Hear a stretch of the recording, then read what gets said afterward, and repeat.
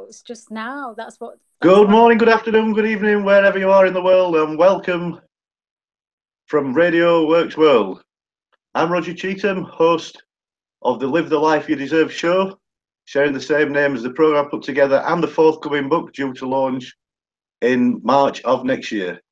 This evening, it's an absolute honour and a privilege to introduce to you a lady that I've only known since September of this year. I heard her speak and was absolutely blown away. And I've also read her book cover to cover as well. And I was absolutely spellbound by it. So the guest on the show this week is Michelle Nicholson. Michelle, if you'd like to tell our audience a little bit about you and the charities you represent, please. I'm sure they're absolutely on the edge of the seats waiting to hear it. Oh, thank you. Yeah, I'm Michelle Nicholson, and I founded a charity, Key Changes, Unlocking Women's Potential, about 5 years ago. The reason I founded the charity is because I've got my own kind of story to tell.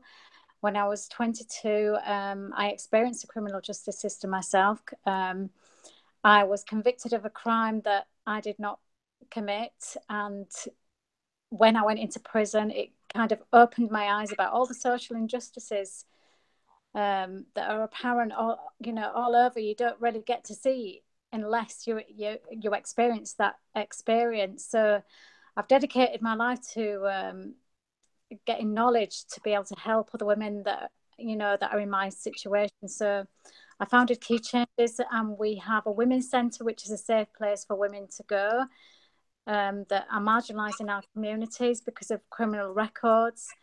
I have a hairdressing salon that is aimed at promoting profits and giving women opportunities for employment and training. And we offer a mentor service for women that are coming out of prison and help them resettle into the community to give them another chance. Excellent. I think everything you stand for is even more amazing than your speech and your book, to be honest. And from my point of view, both of those take some topping. So, Thank you. You're more than welcome. The first question I usually ask my guests, in a way, I have to stop myself actually answering this one for you because I feel like I can second guess it a little bit. The first question I normally ask about is legacy. So, without me actually answering it for you, would you just like to share a little bit about what legacy is to you and what it is that you're wanting to leave behind, Michelle? Yeah, I want to change the criminal justice system. If it's a little bit sounds a little bit too big, but I want to make a big dent in the criminal justice system. I want to make it okay for people to speak out in our criminal justice system about the unfairness of it sometimes. I want to kind of fight for the people that are marginalised and don't have a chance in our lives. There's plenty of people that come from poor backgrounds that end up going into prison, and I don't think that prison is always the answer, or the way that prison is built is the answer. There should be more education, there should be more training and things like that to give them an equal platform in our communities. There's so much in my book that I address, about inequalities and things like that. And I just really want to empower people without a voice in our criminal justice systems that are kind of despairing, especially those that have been there for something that haven't, done, like I did. It was a period of despair. I can't explain it. So there's just so much I don't know, yet that I want to put a dent on in our criminal justice system and create equality. Yeah, I think that answer, Michelle, just shows how absolutely selfless you are. Because my guess, when I said I was worried that I might try and answer the question for you, I would have thought that your first answer to that would have been the legacy that you wanted to leave was to have cleared your own name. And the fact that the way you answered it was all about what you can do for other people and what you offer to them just absolutely sums up the person that you are, to be honest, to your credit. Oh, thank you. I didn't see, I do want to clear my name, and you're right. Yeah, I do put other people before me. So yeah, but thank you for that. And the next question I normally ask is, again, you're in an ideal situation to answer it. The next thing I usually talk to people about is independence. So, given that you're a lady that wrongly spent so much of her life, her adult life, institutionalized, as it were, I think, again, risking answering questions for you, but I would imagine sort of independence on that day, the day of your release, is sort of, probably not independence on a scale that any of us will normally normally experience. So, do you want to just talk to us a little bit about that, please, Michelle? Yeah, I mean, obviously, I'm a really independent woman and driven. I have a lot of drive to succeed and change things. But to me, independence, leaving from prison is obviously different from obviously, like you say, that people are independent in our community. For me, that independence, marked that I could just be myself without being analysed, without thinking, having the institution over you all the time, that I could have my private life. I could have phone calls without being listened to, and I could do, have choices. I could, come in what time I wanted on a night. I'm not a party animal by any means, but just decide that, I could come in a little bit later. I didn't have to rush my meals, and I could choose what I wanted to eat, and I could choose my clothes, and I didn't have to rely on anybody anymore, to send me clothes into prison and things like that. And I could just completely look after myself, get myself a job. I was able to not rely on anybody, which in prison you are completely reliant on other people for everything. You can't make any decisions. It's so disempowering, which is one of my kind of reasons that I want to kind of change it. But yeah, just I've created my own life. I've been out nearly for 10 years now, and I've created a charity, to support other people, to get them to be self-sufficient in our communities. And for me, it's just being able to help other people. I've chosen to help other people. I can help myself now, and I'm not really reliant on anybody else. And so, yeah, that, it's kind of difficult to explain, because it's like you say, it's what independence means to me is different to what other people perceive it to be. Excellent. It really is great to get the other perspective of this. Just some of the things you've mentioned there, sort of how much it means to you not to be able to make a phone call and not have it listened into or something like that. The things that so many of us take for granted and just don't actually give a second thought to that side of things, or how much that's sort of disempowering, as you said, people in that situation. So the next thing we really go on to is to talk about a fresh start. So the people that you're representing, the ladies that are sort of your target market for the charities you're involved with, could you just talk us through their fresh start then, from sort of from them sort of the day they're released from prison to what your charities offer them, and how that fresh start looks for those, please, Michelle? Yeah, I can. I can tell you a story of one of the women. It's a real story. Great. As an example, and I'll not mention her name, but one of the ladies was picked up earlier in the year from prison. She had her relationships had broke down within the prison. Normally, having a prison sentence stigmatizes you that much. It damages your relationships and all the people that are around you, because it affects them as well. So basically, most of the women come out of prison, they're isolated and they've got nobody. Some of the women that do come out of prison, however, they may have experienced things like domestic violence, and there may be people that are trying to control them, waiting outside the prison gates with them. So what we do, we use our staff sometimes to pick people up from the gate. So one of the members of staff, earlier in the year, picked this one lady up. brought them to Sheffield, she thought that she was going to be homeless because the women, the resettlement team in the prison is under resourced. You know, there's hundreds of women in prison, and they can only give a certain amount of time to people and help them with the resettlement. So we were able to find this one woman housing that would otherwise be homeless. And if you can just imagine, you know, whether, you know, you believe that that woman should be in prison or not, how scary that must be for an individual to come out of an institute like that and not have anywhere to live or not have any family or friends around her. You know, that there's some of the options that some of our women, you know, do experience. But we brought her straight to our centre. We were able to give her some clothes. We was able to give her things like toiletries. We give her a food parcel, and then we were still able to get her to somewhere safe to live. We supported her. Most of the women that we support on release from prison, it is quite intense when they first come out of prison, because obviously they've got a lot of needs. And some women can easily start to get on their own feet and then come back to us when they want. And some people, so for some women, that support, you can give quite a lot. They need quite a lot, so they'll come back, you know, most days that week. But for this lady, we helped her kind of disclose a conviction to an employer within that week.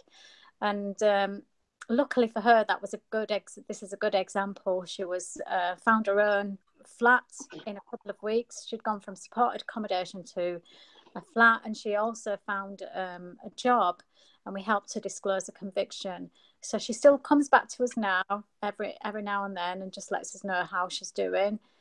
Sometimes there's still be kind of little kind of bump. She'll have a bumpy ride every now and then, but we're all, you know, the message that we're sending is we're always here, you know, and everybody has problems in life. It's just, you know, we're here if she needs to. But one of the biggest issues, you know, in our communities is that somebody with a criminal conviction sometimes doesn't have a second chance, you know, and they're having to explain that over and over again to employers, etc., new friendships. And I think stigma is, you know, a serious issue that some of the women do suffer continually. Yeah, you're certainly, you know, giving us plenty of food for thought there, Michelle. I hope other people in our audience are sort of, you know, it's resonating with them as it is with me, because this is just so alien to most of us, and obviously it's a situation that so many of us could easily find ourselves in, wrongly, as it was with yourselves. So, you know, Exactly. it's great to get that Yeah. perspective from you. Yeah. And what I normally say to people, nobody's immune from prison. You know, you just don't know when it could be you. In fact, there's more chance of you going to prison for something that you haven't, for a crime that you haven't committed. You've got more chance of doing that than winning the lottery. That, you know, so that, you know, the statistics are getting higher and higher. And so I really do think we need to do something about our criminal justice system. It should be transparent. You know, you should be able to feed back into the criminal justice system. In fact, it's probably one of the only institutions that you can't feed back about. Yeah. Yeah.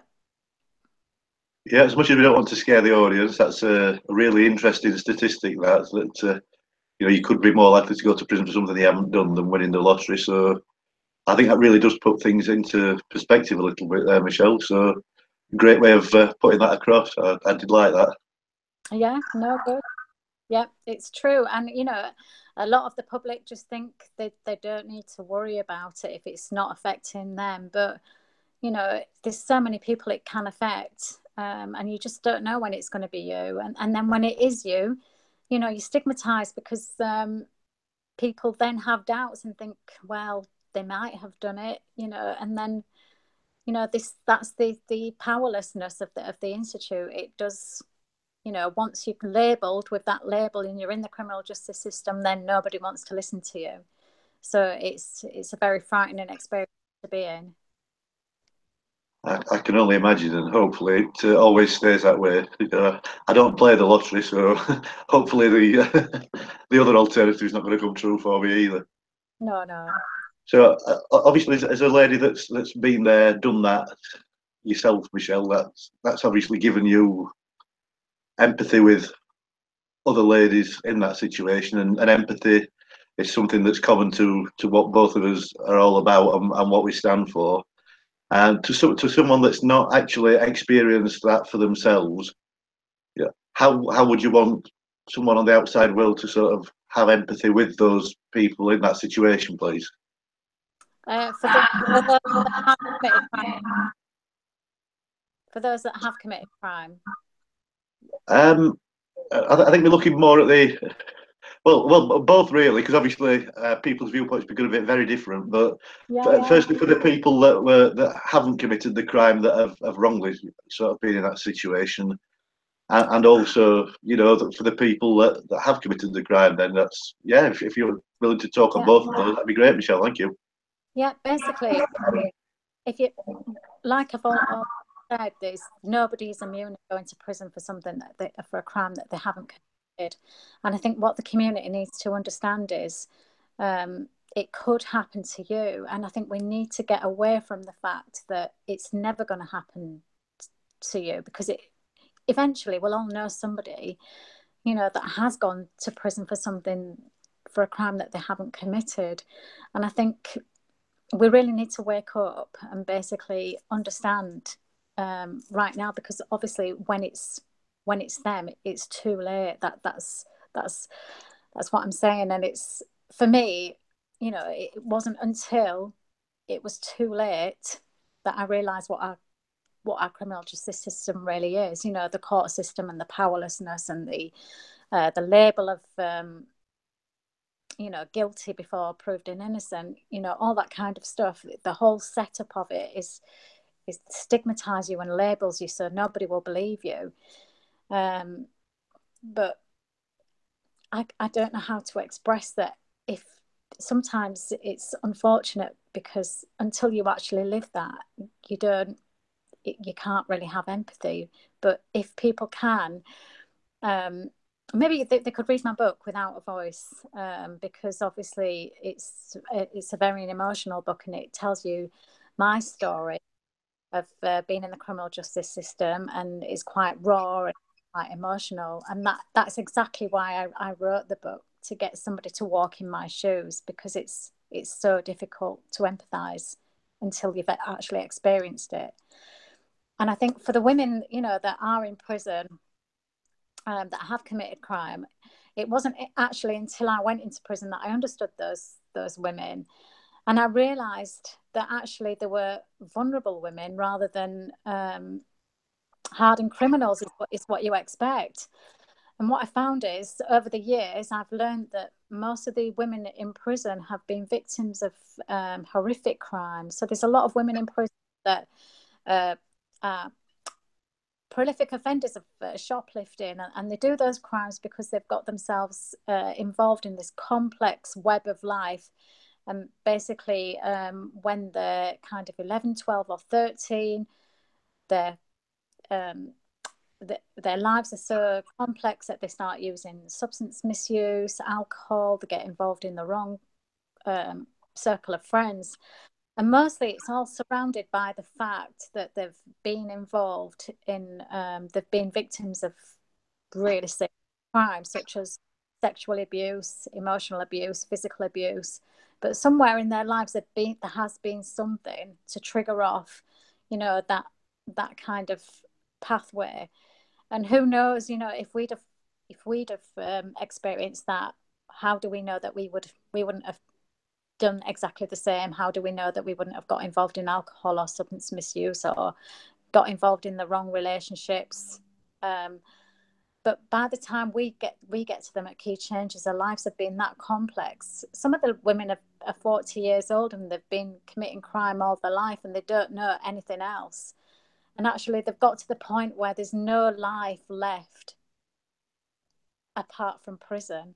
And some of the women actually commit offences to get back into prison, because they have no life, they have nothing left in the community.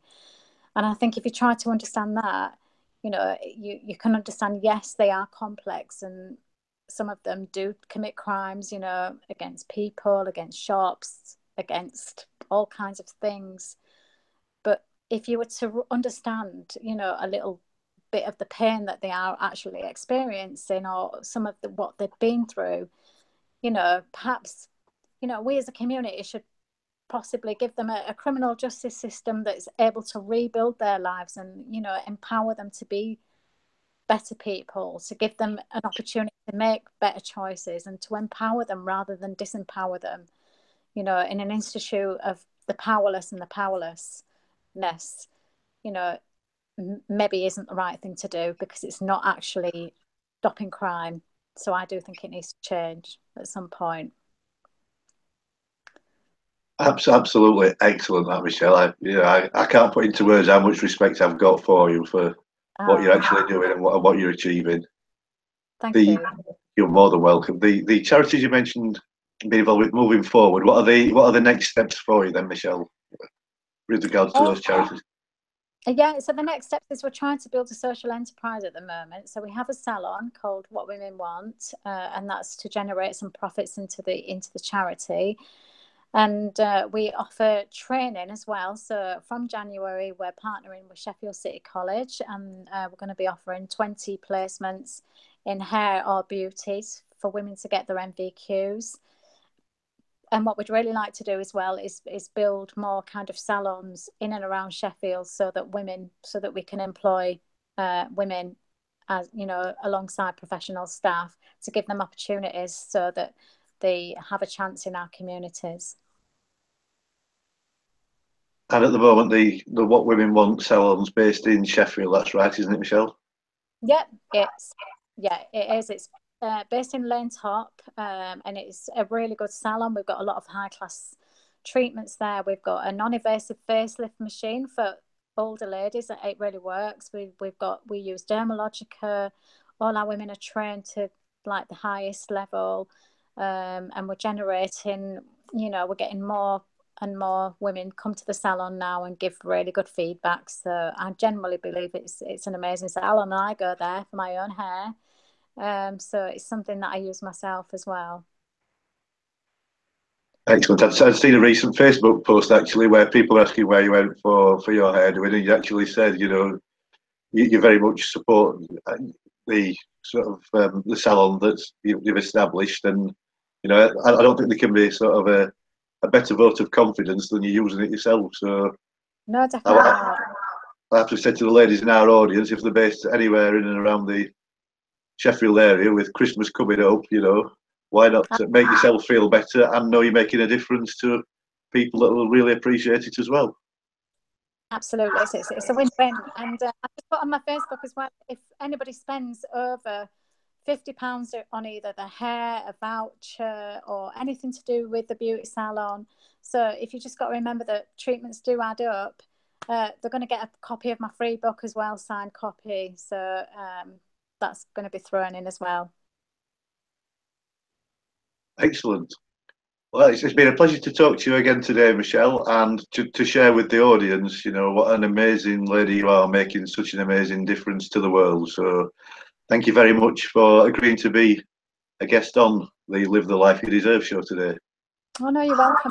It's been wonderful to be here. So really thank you for having me, and it's lovely to see you again. Okay, thanks very much, Michelle. Just to let our audience know that the Live the Life You Deserve show will be back again next Monday evening at 8 o'clock, and my guest next week will be Midlands-based poet Dave Wilkes. So for all the creative types out there, tune in, radioworks.world, 8 o'clock next Monday evening. Click on subscribe and you're with us live in the audience. So all that remains now is to say to you, thank you for joining us. Michelle, thank you once again for being a guest this evening. I look forward to speaking to you all soon. Thank you very much. Bye. Bye-bye.